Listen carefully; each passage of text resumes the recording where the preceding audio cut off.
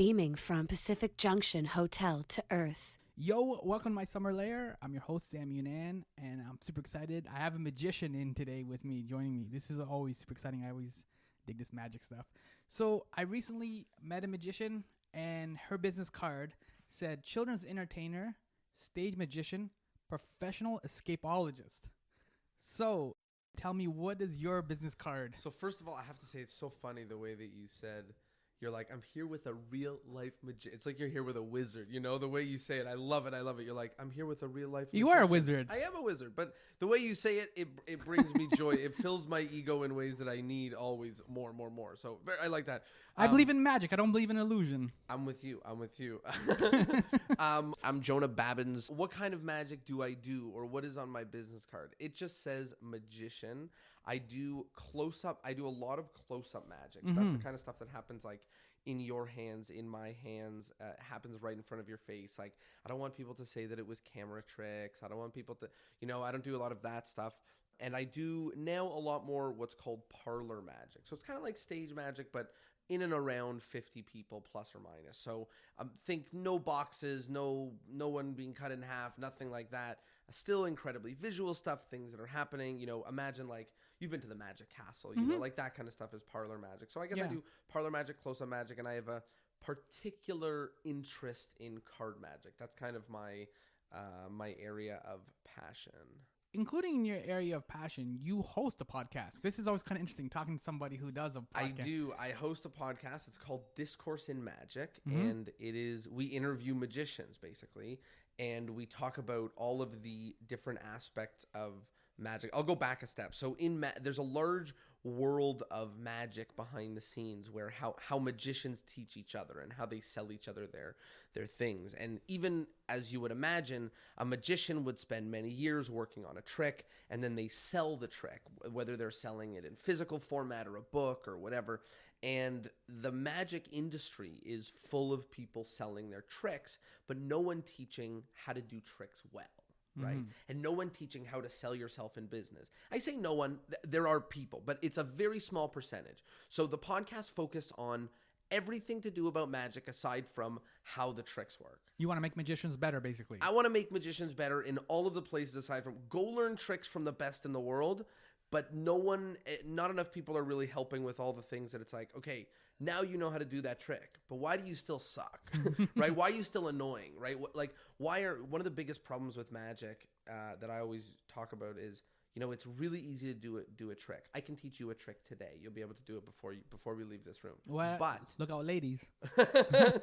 but the biggest challenge with magic is to do a trick and have people not hate you or dislike you, right? Like you're inherently fooling them, right? So you have to somehow make it enjoyable, and that's the big challenge, is to present magic in a way where it's like we together are going to experience something impossible, or whatever way that it's framed, where it doesn't feel like I'm going to trick you, I'm smarter than you are, you suck, I'm great. So the podcast is sort of based around helping people be better magicians. You said it exactly right. In terms of that, like, how did you get started then? Like, how did you know that this was something you want to do? You've been doing this for quite a number of years now. Yeah. You're a veteran. I've been doing magic since I was like 4 or 5. So I was told. My uncle did certain tricks for me that I watched and I loved and that I was obsessed, but it was too young for me to remember. So I was told. That's what got me started in it. But I've done loads of magic all my life, and then basically, goes in waves, like any kids with any hobbies. You play guitar, you stop playing guitar, you play guitar. And then one summer I was up at a summer camp, and I met a magician, or I was told that the magician that worked in the tuck shop, which is the place in the camp that gives the candy to the kids. That's the good place. The good place, right? Yeah. That guy was a magician. I had to meet him. So one Saturday, and Saturdays at the camp, they don't plan a lot. So one Saturday I went and we met up, and his name was Ben Train. And he started showing me magic. And first I showed him some tricks. He loved it. Or he was very kind, rather. I was a shitty 13-year-old, 12-year-old magician. You didn't have your podcast to help right. you. He didn't know. He didn't know how amazing I was. So I did some stuff. But then he showed me some magic, and he blew my mind. And everything I learned about magic, all the videos that I watched, all the DVDs, nothing made any sense. I was like, I have no idea how this worked. And that was like, you said, like, you've been in magic for a long time. Like, I always refer to that as like the thing that kept me into magic. Like the thing that got me into magic was my uncle. But so many kids get into magic, right? Everyone gets into magic and then they grow up, right? And they get out of magic. There's like those little junior magic kits, like a chemistry set or something. Right. You ask yourself, like, why are there so many junior magic kits being sold, but not that many magicians, right? Like somewhere along the way, they're being lost, right? Like, so everyone had a junior magic set as a kid, but not everyone does magic. So that was like a moment that sort of kept me into magic and awakened my eyes to like, holy crap, there's there's a lot of stuff going on here. And then I kept doing it. When I was in university in the summers, I went on tour to summer camps and I perform and teach magic for kids. And this is I think my 7th summer doing that right now. And I tour camps around Ontario, Quebec, and perform and teach magic. And it's like, I don't know. I went to school for math. I never thought I would do magic as a career. Never, ever, ever. But as I slowly did more math, my summers got booked more and more. And when I was graduating, like there were so many people knocking at my door to do card tricks, but nobody cared about my undergraduate in math. So I said, you know what? I think for now I'm going to go do card tricks. And this is kind of then feeding a little bit into what you're saying with the podcast, because we just touched upon it, which is that you remember being in that position where like you had all these like cool tricks and ideas that you wanted to do, but you didn't really know what to do with it. You didn't know how to perform it. Like, you know what? I don't even know what. Yes, I was in that position, and what you're saying is right in the sense of like I'm trying to help that version of me who was like, you know, whatever those problems were. But I don't know. You're the tuck shop guy now. Yeah, exactly. I'm the tuck shop guy now, but I don't really know what those problems were. You know, that I think I just sucked. Like I don't, you know, I think I just lacked the direction. So I guess that is what I'm doing now. I'm trying to be like the guy who says like, no, do it this way, or, you know, and I really try my best to if anybody listens to the podcast, I don't like, I rarely speak about things negatively. I do my best to do like positive, like even if someone's disagreeing with me, I'm like, I just want to understand your point and I'll just put it out into the ether. And like, I'm not even going to disagree with you just because like, it's more of now have become a catalog of a lot of opinions of magicians and of my growth over the last like 3 years of having it. So I wouldn't call myself this like wise elder, you know, of magic. Like I know a lot. I learn a lot. I'm obsessed, and I'm trying to like, there's certain things that I'm trying to get to the bottom of and understand but I'm no grand wizard. I'm no like, well, I guess I'm a wizard, but maybe not a grand, maybe not a grand wizard. That works for me. Or maybe I just don't think of myself that way, But you have also too, what I find interesting is you had a recent episode where you said you're going to be deleting some of the older episodes. I did. Yeah. Right. What's the process for that? Like you want to kind of then refine things, or how do you? You know, it's funny. I never thought someone would. When we deleted them, I was talking to my team and I was like, which consists of one person, Jackie Swan. She's my editor, producer. She's great. But I was like, do you think people are going to care? Do you think? And she's like, you know what? I don't think anyone's going to notice. And here I am 4 days later on a podcast being broadcast to thousands, having to explain my decision. What did you do? No, so maybe I'll give some background. So the podcast actually started with me and a partner, Tyler Williams, who is a great magician and just a really smart guy. And he's going to do really awesome things. He's a creator. He does video editing and he's really talented. And, you know, we started the podcast together back when he was very interested in magic. And as the podcast went on, he sort of lost touch in magic. And, you know, part of the podcast, the early days of it, was us, Tyler and I, taking on like projects to help us both succeed in magic. And he would not succeed at those projects. So, you know, at the time my head was saying like, you know, this is good. We're doing experiments and sometimes experiments fail. And this is good. Like people should see what it's like to have experiments failing. But as the story goes on, he loses interest in magic and doesn't want to do this anymore. So I listened back to these old episodes and it's like him and I, and me too, talking about things that we have no idea what we're doing. We're talking about things we don't know what we're talking about yet. We're just hemming and hawing about topics to fill the air of a podcast that we have to talk about magic where, you know, we just have no fucking idea what we're saying. So I went back and I listened to them, and unfortunately there is some goodness to them, to those old episodes, which is that, it captures our growth through the podcast. But I see the downloads and I can click and order them by least listened to episodes. And I know that those are the least listened to. And I think about like when somebody finds this podcast and they go, I'm going to start at the beginning. They listen to episode 1. It's a little welcome episode. Number 2, interview. 3, interview. 4, interview. 5, these 2 morons blab about nothing. 6, interview. 7, interview. 8, interview. 9, morons blabbing about nothing. And then how many of those are they going to do until they're like, I'm not going to fucking listen to these episodes. Let me just listen to the interviews, right? Mm-hmm. Which is what the number's telling me that they were doing. So I didn't delete all of the episodes with him and I. I might. Mm-hmm. I don't know. Mm-hmm. But I deleted the ones that I felt that if someone was listening to this sequentially, or if they humored to listen to it sequentially, I never imagined someone's listening to every episode of the pod. It's just crazy. There's so much of it. So I just don't, there's like 260, like it's a lot. Mm-hmm.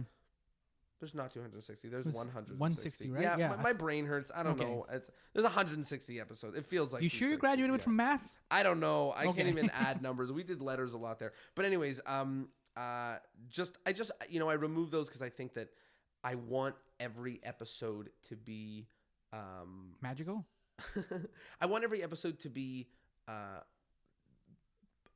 what's the word? I want to say like a classic, right? Mm-hmm. I want it to be timeless, right? I don't want an episode to expire, and I don't want episodes to be like, yeah, if you listen to it again, don't listen to these because they were just morons. They didn't know what they were talking about. So I deleted a bunch. I might delete more, but I think I left the ones that which don't have guests that do more good than harm for a new coming listener. Mm-hmm. But it was a challenge, and I also eliminated the numbers from all the episodes. So now no one knows how many there are, which contributes to why I don't know how many you've done. Yeah, exactly. That's why I'm so... that makes sense. So that's the podcast Discourse in Magic. Do you have the same sort of standards now when you are doing a show and you're performing for people? Like, do you know now better to what to look for, what doesn't work? Maybe a joke doesn't land. It goes in and out. Sometimes I feel like I'm the luckiest person in the world and I get to be coached by magicians who you would have to pay thousands of dollars an hour to coach, and I get to be coached by them because I ask them whatever questions I want on my podcast and I'm there and I'm being coached. Yeah. So sometimes I think that. Also, sometimes I think that like I have a curse of over-information and over-analysis, and every week I'm talking to another person telling me a different point of view on my same questions. And like, it's just impossible for me to advance when every week I'm being told something different and being like, so both is happening. I have a little bit of like analysis paralysis when I'm like, what could I do at being, I'm being pulled from all these directions, but I feel like I'm better. I feel like I've read 1,000 books, right? Mm-hmm. Like I feel like I know more, and I feel like, I was talking about earlier my background being in math, and one of the things that I think is super cool and common between math and magic is like, and it's true in other fields as well, but at any point in time, you could be called upon to use any of the knowledge that you learned at any moment up until this point. Mm-hmm. You know what I mean? Yeah. So to me, I feel like there is no limit to the amount of magic that I want to learn and the amount of different opinions and ideas that I want to bat against each other. It's like studying a philosophy, like I try to make things more practical and literal, so we're not just blabbing about like, how ethical is it for a mentalist to tell you that he's reading when he's not reading? I try to get out of that stuff a little bit, but I get drained into it all the time because that's what I'm interested in. I'm interested in the nitty gritty of what we do and like better understanding exactly what magic is and what the theater of magic is. You're talking about craft. Yeah, I'm talking about craft. And because when we were coming in, we were talking about a couple of magic shows that we had seen recently, and I was joking and whatever, and like the audience is still, a large part of the audience, mainstream audience, is still kind of conditioned by the David Copperfield, all the specials from the 80s and the 90s. You know what I mean? There's a lot of magic stereotypes that we're all trying to break, right? And that's a big thing in magic, is we're trying to go out there and break them. And right now, like in the last 5-year window, they've been broken repeatedly with shows like Penn and Teller Fool Us and America's Got Talent and some public touring shows like The Illusionist and in New York, Derek Delgadio's show in and of itself. Did you see it? Yeah, you're nodding along. And you like, so some of these shows have really refaced Dan White's show, you know, at the Nomad, like the Chicago Magic Lounge opening. Like so much of this is just starting to reshape what people say and think when they're talking about magic. And when just 7 years ago or 8 years ago, whatever the one pop culture thing was the thing that people would say to me. They would say for the course of 5 years, blah, blah, blah, blah, blah, David Blaine, blah, blah, blah, blah, David Blaine. Then it was blah, blah, blah, blah, blah, Chris Angel. Then it was blah, blah, blah, blah, blah, the movies Prestige and Illusionist, right? Yeah. And then for a little bit, and now there's some people say Penn and Teller, some people talk about America's Got Talent, some people talk about Shin Lim, some people talk about magicians, and I'm like, how in the world do you know about that guy? You're a non-magician. Like you're a neophyte to this. So I'm really happy about the amount of magic that's in the world. But with that, it means we're starting to break the stereotypes, and we can allow ourselves to like be more creative, do things differently, do things that have never been done before, instead of, you know, everyone just doing the same thing. Like the milk cans or something. I don't want you to be able to close your eyes and picture a magician and for it to be the magic tropes that it is right now. You know, when you close your eyes and you picture like an actor, like there's no it's anyone. You know, like it's anyone. Like you think of a scientist, like it's anyone in a lab coat, you know, but it's anyone. Like magician's very hard. I know people see bunnies. I know people see mustache. Cut in half. People see mustache, and we're getting there. We're breaking it. And I say the last 5-year window has really started cracking that egg, and I feel really confident that we're in such a crazy time in magic right now, where it's just the variety is so big that people are really seeing so many versions of magic that it's like it's challenging the art in great ways.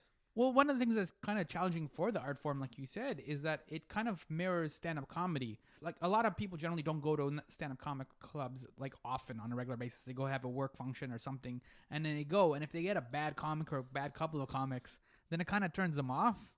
And sometimes, too, it happens with magic, too, where, like, if they see somebody doing tropes or just, like, really kind of cheesy stuff, and it's like, oh, the quarter's behind your ear, it kind of turns people off from magic. There's not enough wonder and joy. Totally. I mean, there's a few thoughts that come to mind right there. The first is, you know, magicians used to say, like, on average, an audience member has seen 1.5 magic shows in their life. That was I don't know if it was a study. I don't know but maybe for all of my life. It's a generalization that seems kind of accurate, doesn't it? It feels right. And I'm going to say that in the last 5 years, it's now wrong. Like, and maybe I'm like, you know, averages move slowly, but maybe I'm wrong about that. But I don't think it's true anymore. I think people are seeing magic shows, and I think if they aren't seeing magic shows, they're seeing so much magic online in their news feed or on America's Got Talent or Fool Us or all these different places through their screen. Rick Lax doing these tricks sitting in the coffee shop, like a Julius Dean on Instagram. You know, I'm name dropping all these people because I know that someone listening is going to be like, oh yeah, like all this magic that people are seeing, and it's unheard of, right? What's going on. And the other thing about that, which is so interesting to me, is magicians are bitching about exposure, right? Like if you want to learn how a magic trick works, or if you want to start learning magic, you can Google it. And you can start learning some tricks on YouTube, right? And magicians are all pissed about that. Like, oh no, these non-magicians, they're knowing our secrets. Like it was that much harder to walk into a magic shop. Like it's the same difficulty. It's just the internet. But what's super funny is none of them are talking about the problem of exposure to magic, not of magic, which is there are hundreds of magic tropes and themes and tricks. You can change a little bit here and there, but tricks. You pick a card, I find it. If something vanishes from here, it appears over there. You draw a thing, I drew the same thing. Cup and balls. Because a cup, there's a balls. Great. So now we have a problem, because now if a lay person likes Penn and Teller Fool Us, and they watch all of it, and they come see an average magic show, or fuck it, my show, they come see me, they're going to say, great show, but I watched Fool Us, and I've seen people do all of those things before. And that's true. right now. It's true, because like we all learn magic from the same magic resources and books, and not that makes it sound bad. There's thousands and hundreds of thousands of books, but we're all doing different versions of the cup and the ball, right? Like, and who cares that I ended up with a lemon under mine and you ended up with an ice block and he ended up with a bird? Yes. Like, that's great and it adds to it being memorable. But, the big challenge now, and why I say pushing magic forward, is a non-magician sees a fuckload of magic before they go to their first magic show. And then they're going to go, this was good, but the one on America's Got Talent was better. And it's like, damn, the live experience is supposed to be better. So now the big challenge is on people like Derek Delgadio's show, where it's like, how do you make an experience that is nothing like an experience that you can see on TV, right? And that's what we're trying to do with the Toronto Magic Company, is we're trying to make experiences that are, the way that we describe it is more than a show. It's more than a show. Nothing that you're coming to see at a Toronto Magic Company event is more than a show. Our newest Trick in the Book show is the only magic open mic night in Canada, right? So you're a part of this thing, which is like being a part of the underground New York comedy scene, right? Like, you're a part of something. That's where the performing magic community in Toronto hangs out. Like, it's we're trying to, and we'll talk a little bit more about the other shows as well, but like part of what we're trying to do is to make things that's more than just a show for that reason, because it's really hard now to challenge the amount of magic that a non-magician may see, not does see, but may see. Well, and for the audience too, the interesting thing is that like wonder and joy are not based on like ignorance or education or anything like that. Like, you can be like an 80-year-old PhD person and be amazed by a trick, and you could be 5 years old and like not even in kindergarten and just be amazed. Totally. Right? I think smarter people are fooled worse, and I love performing for smart people way better, because their analysis of how tricks, of course, is like, oh, he's like got magnets and he's using the levies, and so here's what happens. So when you're experiencing a trick, your brain, and I love this so much, your brain, when the punchline of the trick happens, the ground falls out from under you, right? So let's say a magician is holding a coin in his hand, and he closes his hand, opens it, and the coin is gone. The ground now falls out from under you, so you're like, where did the coin go? And now your brain is, what I might argue, the most creative it'll ever be in its entire life.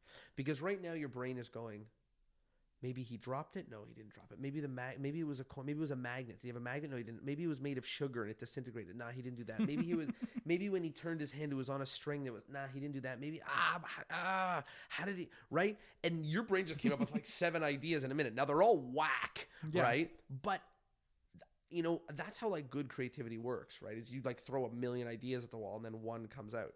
And like, to me, that's the most amazing moment for people. That's why I do magic, is that moment of just like, your eyes are open to how you're like, you're trying to make sense of the reality that you're seeing right in front of you. And like, that's why I do it. And I think people that are smarter or more intellectual or work in an analytic field, they don't expect that stuff to happen. They don't seek out experiences that baffle them.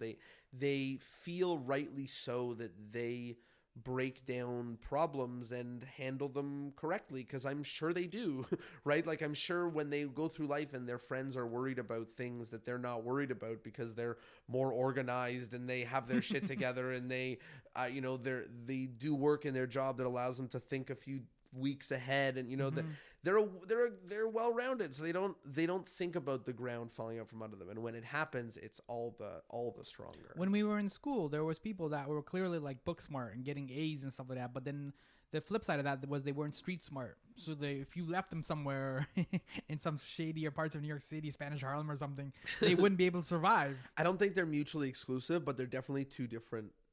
Like, I don't think if you're book smart, you're not street smart, but I think they're definitely two totally different skills, and some have one, some have both, some have none. Yeah. Right? Some are just idiots who are lost, and for them, there's no hope. Obviously, like, as we've talked about your journey, you're very obviously confident, and you're like working with kids, you're doing all kinds of like magic like this. How do you balance, as a magician, the confidence of doing the trick and knowing that you can pull the trick off with also the vulnerability and the openness that a trick requires? Yeah, it's which I guess is the point of your podcast. it's a challenge. And, one of the big challenges is deciding to be vulnerable. A lot of my magic, I don't want to say hide behind the comedy, but I choose to go comedic because I don't have to be vulnerable, right? But more than that, I've never learned how to be vulnerable on stage in performance. Like, that's just not something I've ever learned. I don't even know. Right now, I'm just starting to do it, right? The only reason it's top of mind is because, like, for the first time, I'm telling a trick that's, like, about an actual thing that actually happened to me that's, like, an experience. And, like, I don't even know how I feel about it. Like, it's super weird to me. I'm, like, a funny guy. I'd rather tell you that, like, you have 11 fingers and prove it. And that being like, what? How could this be? Then be like, these aces remind me of my grandfather. Like, fuck, who cares? Like, and also, who cares about my grandfather? It's just like, who cares, right? So I'm just starting to choose to be vulnerable. Obviously, many of the magicians I interview choose to be vulnerable. One of the reasons I'm doing it is because, like, I'm lacking some of the fulfillment that comes out of being purely comedic, right? So I'm like, how do I really express to audiences what I want to express the way I would do in interviews, in my podcast, I do a type of show which is a close-up show where it's 20 people only, and I allow people to ask questions, anything they want about magic or me or anything. The only thing you can't ask is, how did you do that? So I won't explain how tricks work, but I'll answer any other question. And what that does for me is it allows the vulnerability to be built into the show. And I just perform. When people have questions, I answer them the way that I'm answering your questions right now. And that's what allows me to be vulnerable. But when I plan, I'm like, the audience doesn't give a fuck about how I got started in my grandfather. Who cares, right? So I'm choosing to be vulnerable now. I'm still uncomfortable with it. I don't even know if it's something I want to do. I don't even know what I want to tell them. I'm just starting to play with that stuff now. But yeah, I mean, does that answer your question? I'm not really. Yeah, no. I mean, it's your show. I mean, but it's your show. It's true too. But I mean, like, because there's a weird tension with magic where, like you said, like, these aces remind me of my grandfather, or whatever. But then at the same time, the audience also expects perfection from you, that you are able to execute the trick. You can find my card in the pack or do something, right? Like, yeah, because there's a sloppiness to vulnerability, right? Like, when you're on a date or something, you can express your emotions, whatever, but then the words don't come out right. Or it's like when you're on a date and you want to look like you look good, but you didn't try hard. You know what I mean? Yeah. Like, that's what it is, right? So I was actually just reading about it. There was, those two movies, The Illusionist and The Prestige, right? They came out within like 60 days of each other. Yeah. And one of the things that, I forget who the commentator was. This was from a Jamie Ian Swiss book, but I forget who the commentator was because he was talking about another commentator. But they were saying, like, it's really hard to write the conflict of a magician because the character of a magician is one who always knows and is one step ahead and can never be tricked. So how do you write conflict for a person that always wins, right? So one of the things that The Prestige, if I remember, but maybe the other one, I always get them confused. Christian Bale is Prestige, yeah, Ed Norton is Illusionist. But I think Prestige, one of the ones they did is they pinned magicians against each other, right? Which is like, okay, there you go. Now you've got something, right? So what you were saying before is like, yeah, how do you be vulnerable as a magician when you're trying to be like omnipotent, right? Like, so I don't really know what the answer is. I always struggle with like, where do I really want the audience to land in terms of believability?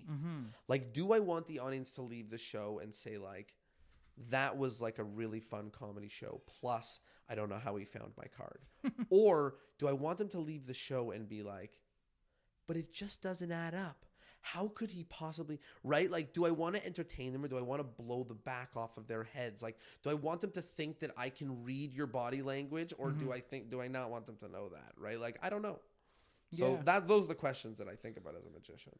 Well, and it ties back also to what you were saying before, which is like there's a huge history of magic. And related to that is like you're also Jewish. Judaism has a whole subset basically of magic and spiritualism and like... Totally. One of the most interesting crossover facts between Judaism and magic, of which there are plenty, but Harry Houdini was Jewish. And what's so interesting about his rise was it was right after or right in the time of the Second World War. And it was a small Jewish man redeeming himself from shackles which seems to make a lot of sense why that grew popular in the time of the Holocaust and like why that. So, different things like that are particularly interesting to me. I don't know what it is that why the Venn diagram of Jews and magic is so big in the middle. I don't know Jews what it is. and comedy too. Like. Yeah, I don't know what it is.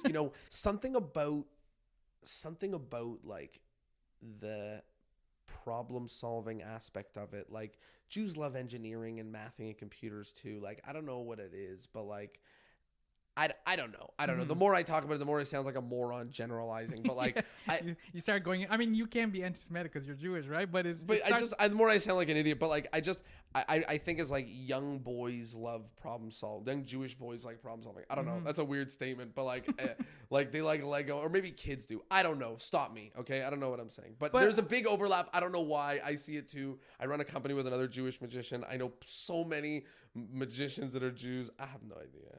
Is that something though you're consciously tapping into the same way you tap into the traditions of magic? Are you aware of the Judaism and like you know that you're kind of carrying on that lineage as well? As a magician or as a Jew? Both. Is there a difference? Is there a difference between being a magician and a Jew? Well, yes. In terms of like the actual lineage of like magic and Judaism. Or you're saying like I'm passing on magic and I'm passing on being Jewish. Yeah, I mean, I don't really think of them both that way. I think of Judaism as, my culture and my identity. And I think of magic as, also overlaps in my identity, but it's something that I took up. It's something I have an obsession with and a passion with. I guess I think of them both like that, but like a lineage, I guess. But, I think really, I really love to help people. I really love to help people. I really love to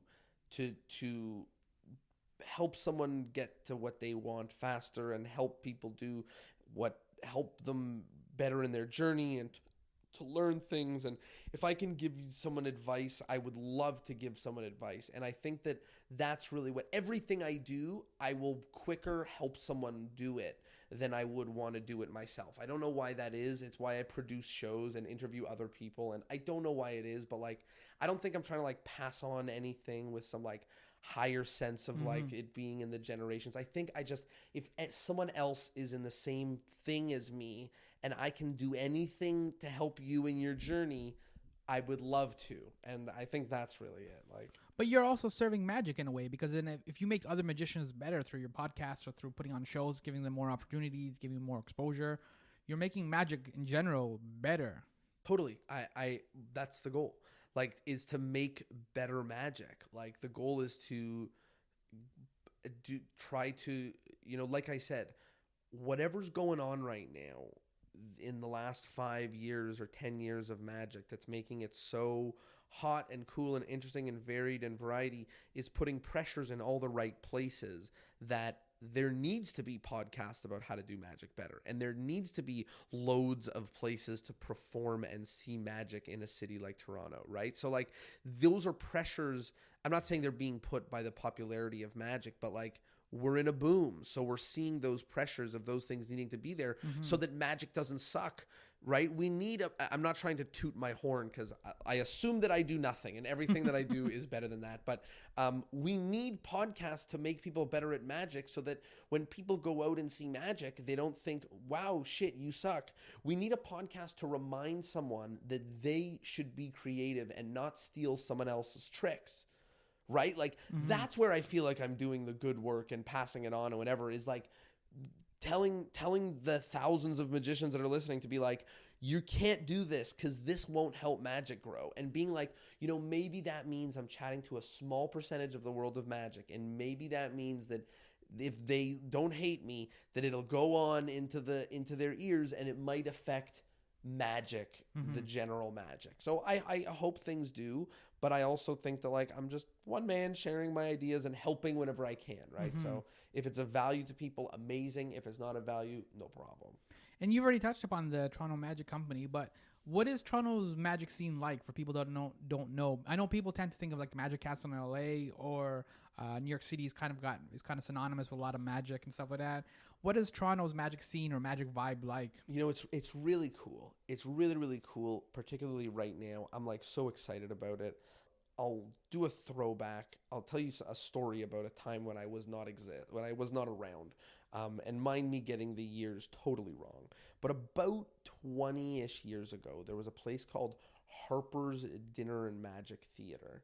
And it was a magic theater that was here, and a few magicians who are Toronto maybe raised, but now live outside of Toronto, but are quite popular, like Matt DeZero, like the Evisons, like I think David Merry, Glenn Ottaway. Like there's all these names of these like comedy magicians and magicians who got their start performing like every night at this bar. And then it closed down, and there was not, for many years, there was not, and I'm telling a story, by the way, of a time that I was not around, but there was nowhere. This is pre-Tuck Shop. Pre-Tuck Shop, right? There was nowhere for a magician to perform, right? If you were a young magician, you were trying to perform, you had to, I don't know, maybe try to put on your own show or just be hired out or something. There was no public magic shows to even go see magic. Then James Allen came along. He's an incredible local magician. He produced a show under a variety of names: Magic Tonight, Magic and Martinis. There's a whole bunch of names. Right now, it's Magic and Martini, the lovely magic show. But I think at the time it was called Magic Tonight. And he had, I think, different performers on every show. I think one or two different magicians on every show. So a lot of magicians now who are popular in Toronto got their start 10 years ago at James's show. And then eventually it just wasn't stable for James to continue doing that, and he now hosts his own show. He's changed it up a little bit, and it's awesome. I just went the other week. It's like so good. But again, there was no place for magicians to perform. So then in late 2016, Ben Train, the guy who was the Tuck Shop guy, right? He went from being the guy I met at the Tuck Shop to a few years later, he was a magic teacher of mine. He became a mentor, and then he became a friend of mine, and then we became business partners, right? Like just a crazy journey. He's about 10 years older than me. And he started this show called The Newest Trick in the Book. So it's the only open mic magic show in Canada. 5 performers. It started off twice a month, but now it's every Tuesday. And magicians would get on stage in the same way at like New York comedy clubs, where they try out new material, they test out new jokes so that when they finally get their Netflix special, everything's funny. Yes. Magicians don't have a place to do that. So that means when someone's hiring them for a big corporate gig, that's where they have to try a new joke, which sucks because that's where you're supposed to be great, right? So basically Ben created the show for that reason. And at the time, I was giving him a hand to help things out. Like I said, I'm just like, help here. You have something I can help with here. Let me help. I learned a lot in university about ticket sales and stuff like that. I ran some club promoting stuff. So I gave him a hand. And then eventually after that show was around for about 6 months, we decided to together launch the Toronto Magic Company with the goal of bringing the best magicians in the world to Toronto and showcasing Toronto and Toronto magicians to the world. And you know, when you were asking about the different magic scenes around, you know, our scene is based around that show, The Newest Trick in the Book. We have another show called The Art of Magic, which is our paid show. So The Newest Trick in the Book is free. It's an open mic show. It's filled every Tuesday. It's like pay what you can. It's amazing. The Art of Magic show is our feature show. It's incredible. It's at an art gallery called the Super Wonder Gallery. You were there, you were there for the carnival event, right? But the Art of Magic. Super Wonder Gallery is awesome. The Super Wonder Gallery is super wonder. It's like the name was meant for it, right? So the show is a part art gallery, part magic show. So we get to feature incredible art. We have close-up magic going on, and then everyone takes their seats, and we feature not only, so Ben and I are on the show. There's also one amazing local magician, and then there's one amazing international magician. And we're basically bringing this magic from places like Las Vegas, New York. We've had magicians from Buffalo, LA, Indianapolis to Toronto. And, you know, people know Toronto as being this multicultural city. And one of the things that this Art of Magic show allows us to do is to make it like a multicultural show, basically, and or multi-national, geographical, whatever you want to call it. So you get to see the magic of LA and Chicago and Buffalo and everywhere in Toronto. And depending on where you are in the world, the magic changes greatly. where you are in the world has such an impact on magic. Chicago magic is a style of magic. If you met a magician and he started showing you magic and you are a magic lover of a certain level, you would be like, are you from Chicago? You could do that, right? Mm-hmm. You could guess that someone learned magic in Spain, even if they don't have a Spanish accent, by the way they're doing it, or that they learned it from a Spanish magician, just based on what they're doing. So we're trying to feature loads of different types and styles of magic on that show. And it's just, that's sort of the story of how the whole thing came about. And things are going super great. We sold out 9 Art of Magic shows in a row. We're now, instead of doing once a month, we've now bumped it up to twice a month. So they're back to back Wednesday, Thursday nights. And then you came to our carnival show, the Carnival of Wonders, which was another cool thing we were doing to, one of the things the Art of Magic was trying to do is tap into the art communities in Toronto, and we decided to use the Carnival of Wonders to tap into a lot of the performance art communities in Toronto. So allowing ourselves to reach out to not only cool magicians, but like jugglers and dancers and contortionists and fire eaters and burlesque dancers and other types of acts. We didn't get all of those on this show, but we certainly got a wide variety of acts. And the guy who hammers the nail into his... Phoenix Fire. I've seen him around a couple of times. I've seen him... Yeah, he does some cool freak showy stuff. It's pretty freaky, but it was cool, and it was perfect for the midnight part of the show. Really freak people out. So that was a super fun night, and we're going to be doing one again in TBA, but it was very fun. So things are going well, shows are selling out, and we're really just bringing the magic to Toronto, and it's been super fun. You touched upon you want to serve the magic community, you want to expand magic. You've touched upon your work with the Toronto Magic Company. What about the actual tricks itself? Part of being a magician is you eventually want to start developing new tricks or kind of adding to the lineage, like to go back to that word again, to the lineage of magic. So then are you constantly also thinking about it from that perspective as well, and like trying to develop new tricks and to develop new ideas? Yeah, the world of magic and the world of magic tricks is super strange, because we think of it as being a lot like comedy, where everyone is totally unique and you don't take from another magician and you don't steal and you don't know. And you shouldn't steal from another magician. But like we were talking about before, you do learn from other magicians. And magicians publish their work and you can buy it and learn it and do it. And if a magician publishes their work with all of the exact moves that they do and you buy it and you do it, you're allowed and encouraged. And then some magicians frown upon it, right? And they're like, you shouldn't be doing this. You should be doing it yourself. So it's very complicated what you should and shouldn't be doing in magic. And I am not a magic police, right? And the reason I say that is because some people say that what you're saying is right. Like every magician needs to create magic. Others say that some magicians are the creators. The same way that like Jimmy Fallon has comedy writers. David Blaine and Chris Angel and David Copperfield have magic creators that sit in a room and create magic for them, right? So David Copperfield is a genius, but he's a genius now on a different level than creating magic. He's a genius on the producing and selling it, and he's a genius in so many ways. But he has a team of people that create magic for him, right? So you could technically separate the creators from the performers, right? You could technically do all that. The way I view magic is I view it like cooking, where certainly each chef does not need to reinvent each thing. But each chef should have his thing to be so him that you know about it. Let me explain. Chicken Parmesan. I have no idea who invented chicken Parmesan. A good chef doesn't need to have his thing that's not chicken Parmesan. A good chef can make his chicken Parmesan. It just has to be his chicken Parmesan. If it's so good, you should say, oh, this must be Chef Charles's because I can taste it, right? Because I can tell by the way he put it on the plate and so and so and so.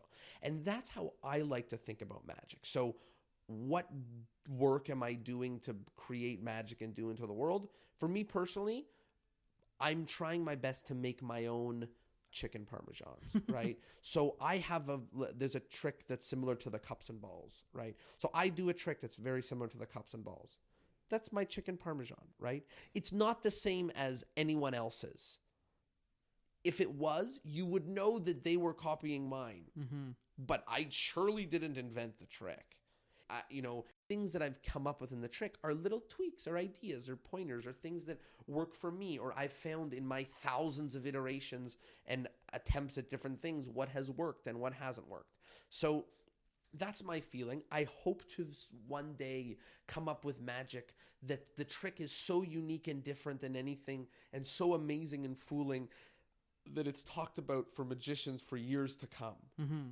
But so far, I haven't done that. So far, I've just been a really great and enticing performer who's been able to do a great job of putting his experiences and his spin on the world on magic and new ideas of how to perform that magic, new tweaks on the methods and things like that. But I'm no grand creator of tricks, and nor do I think I have to be to make a mark in magic. And that's part of the reason why I have a podcast and produce shows, because it's like there's amazing creators and I will try to create, but I'm not like they are. I'm really good at hopefully interviewing the creator so you can learn from him and be a creator yourself, or whatever, right? Yeah, that makes sense, because that's another way that some people, like you said, some people, that's how they serve magic. They add something new or a flourish or a different kind of grip or hand or something like that. And if you do it this way with the cards, ta-da, right? Part of the reason why the podcast exists is because like I wanted to help and make a mark and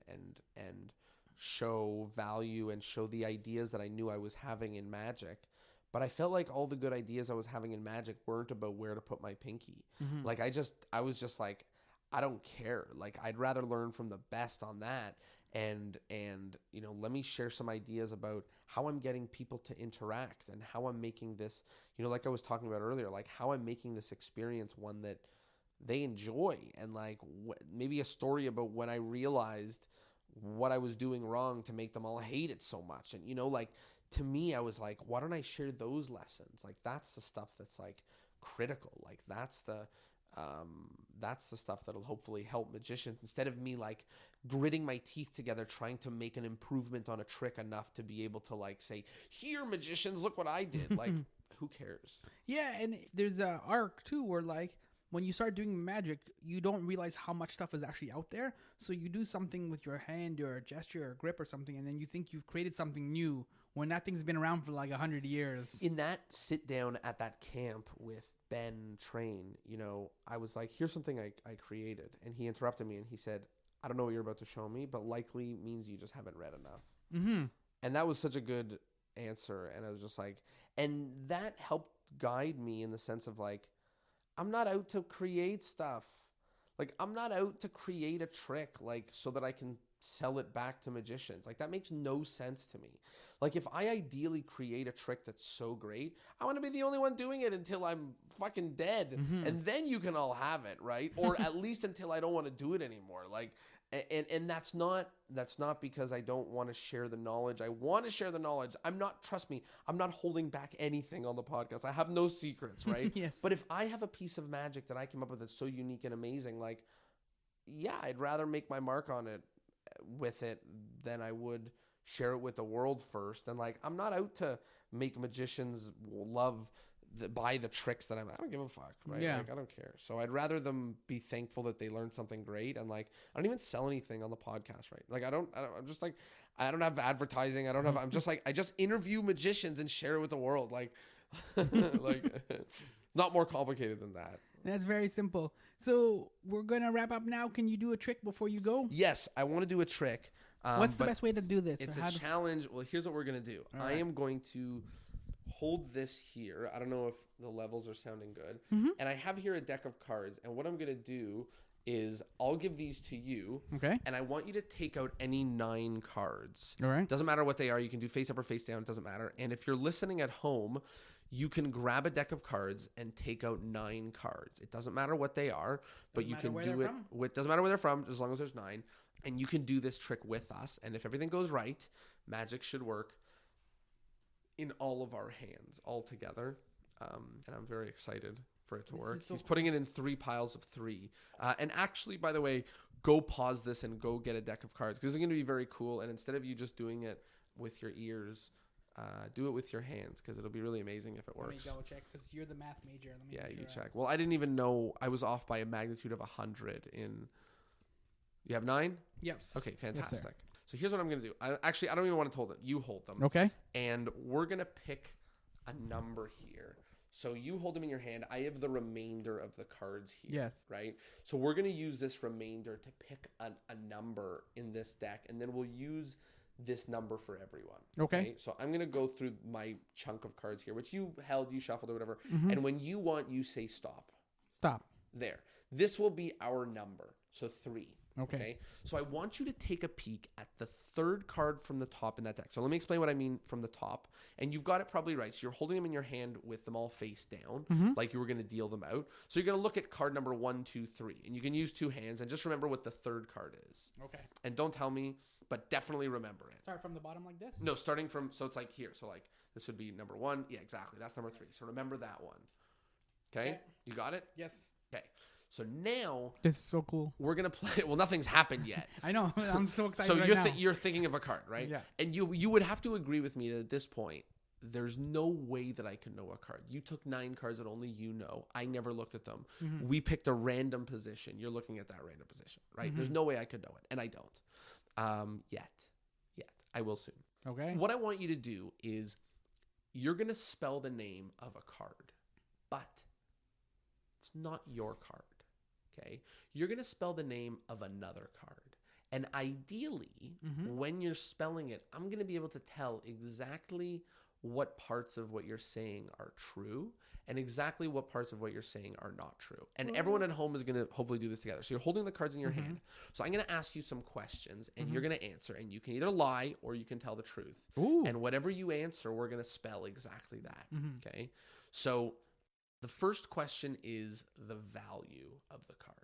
Okay, so we're going to be spelling the card. So hypothetically, if you were thinking of the ace of spades, I don't know what you're thinking of, but hypothetically, what we would be spelling is ace, then of, then spades. Okay, so the first is the value.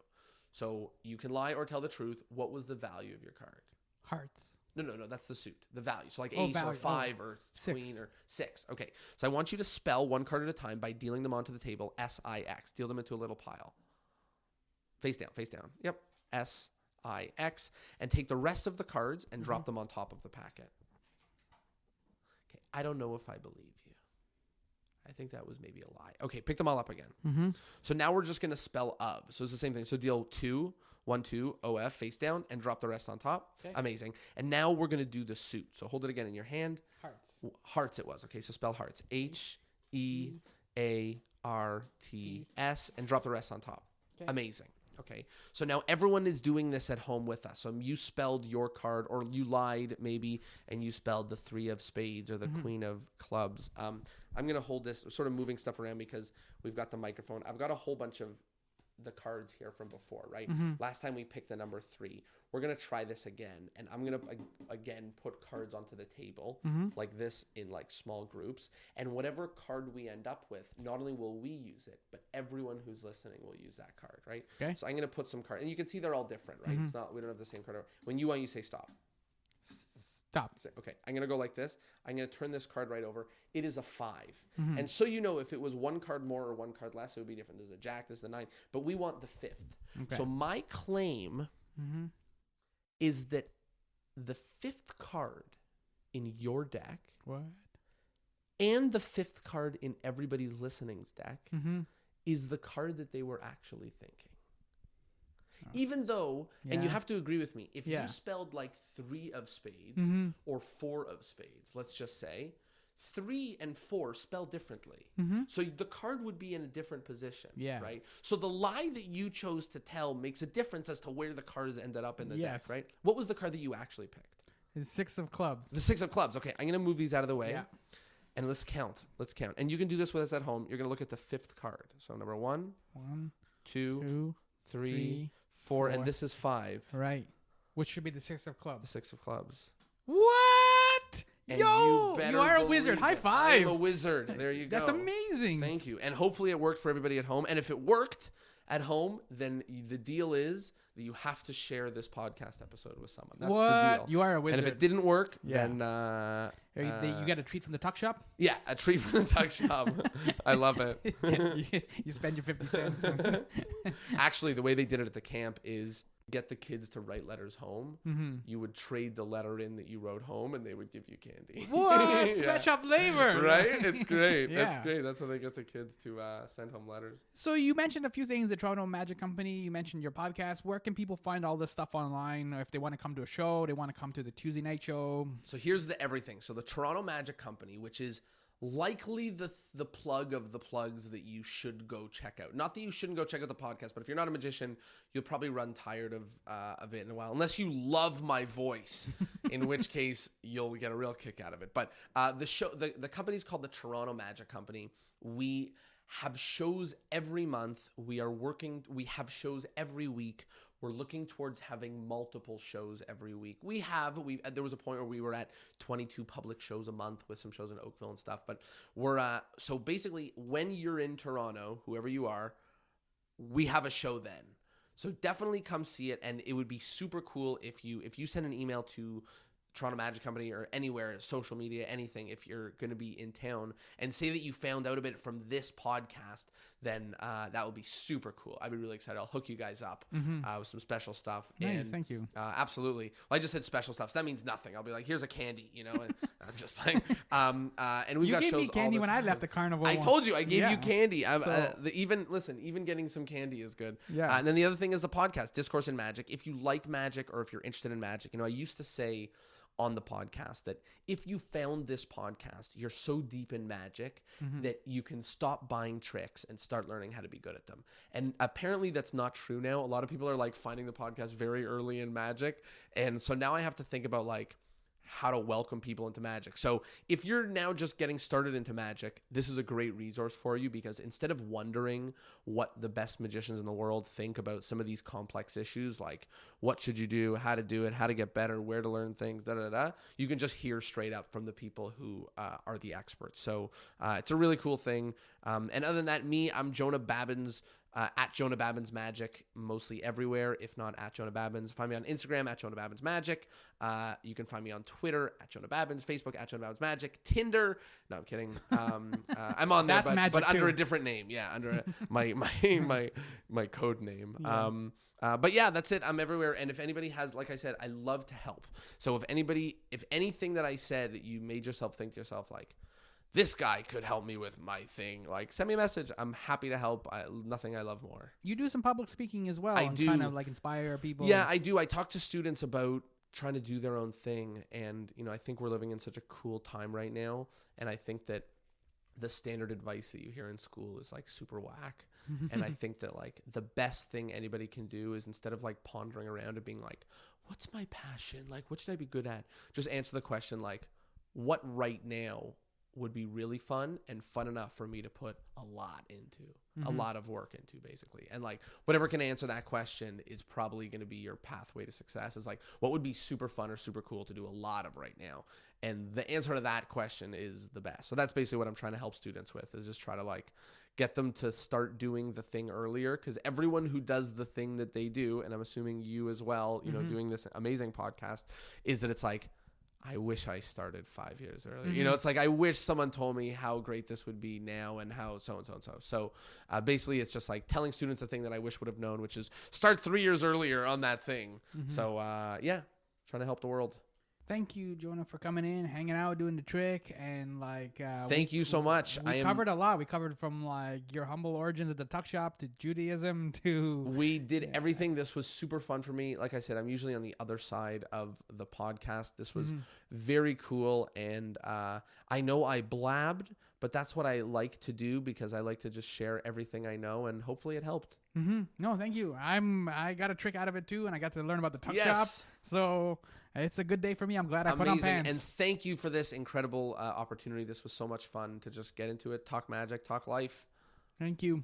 And just hanging out at My Summer Lair. I'm your host, Sam Yunan. You can follow me on Twitter and Facebook and Instagram at My Pal Sammy.